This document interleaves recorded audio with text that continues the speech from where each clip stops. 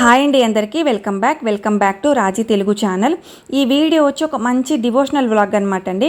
మేము చెన్నైలోనే ఉంటున్నానని చెప్పేసి చాలా వీడియోలో నేను మీకు చెప్తూనే ఉన్నాను. చెన్నై నుంచి తిరువన్నామలై వెళ్ళామన్నమాట. తిరువన్నామలై అంటే ఆ అరుణాచల శివయ్యని దర్శనం చేసుకోవడం కోసం మేము ఫ్యామిలీ అందరం వెళ్ళామన్నమాట. అరుణాచల శివయ్య గుడి వచ్చి మాకు చెన్నై నుంచి ఒక 197 కిలోమీటర్స్ ఉంటుంది. 4 అవర్స్లో రీచ్ అయిపోవచ్చు అరుణాచలం అన్నది.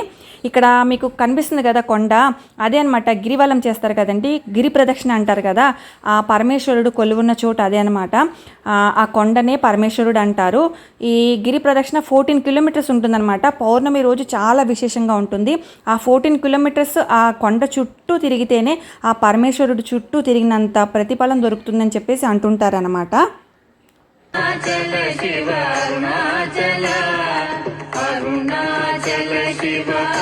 అరుణాచలం అనేది పంచభూతలింగ క్షేత్రాల్లో ఒకటనమాట అండి. ఇక్కడ మనకు ఆ పరమేశ్వరుడు అగ్నిలింగంగా దర్శనమిస్తారు. అరుణాచల ఈశ్వరుడిని అభిత కుచలాంబల్గా మనకి ఇక్కడ దర్శనమిస్తారనమాట. పక్కనేమో ఇక్కడ సుబ్రహ్మణ్య స్వామి గుడి అనమాట అండి. చాలా విశిష్టమైన గుడి, చాలా పవర్ఫుల్ గాడ్ అనమాట. ఎవరైనా అరుణాచలం వెళ్తే కనుక తప్పకుండా సుబ్రహ్మణ్య స్వామిని దర్శనం చేసుకోండి. ఆయన ఆజ్ఞ లేనిదే, అదేనండి ఆ శివయ్య ఆజ్ఞ లేనిదే చీవైనా కుట్టదని చెప్పేసి అంటుంటారు. అలాగే ఆయన ఆజ్ఞ లేనిదే ఆయన మనం వెళ్ళి చూడలేము, ఆ శివయ్యని దర్శనం చేసుకోలేము. నిజంగా చాలా బాగా జరిగింది దర్శనం అయితే. ఎందుకంటే మేము వీకెండ్లో వెళ్ళలేదనమాట, వీక్ డేస్లో వెళ్ళాము.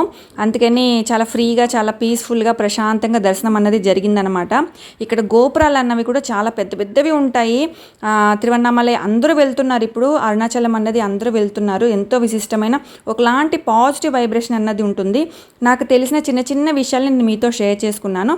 అయినా తప్పున్నా మిస్టేక్ ఉన్నా సారీ అండి. నాకు తెలిసింది చెప్పాను అనమాట. ఇదేమో రాజగోపురము. దీని హైట్ 217 ఫీట్ దాకా ఉంటుందన్నమాట అండి. 217 ఫీట్ దాకా ఉంటుంది. అంత హైట్ అనమాట గోపురం అన్నది. సో ఇంకొక వీడియోలో కలుద్దామండి. బాయ్.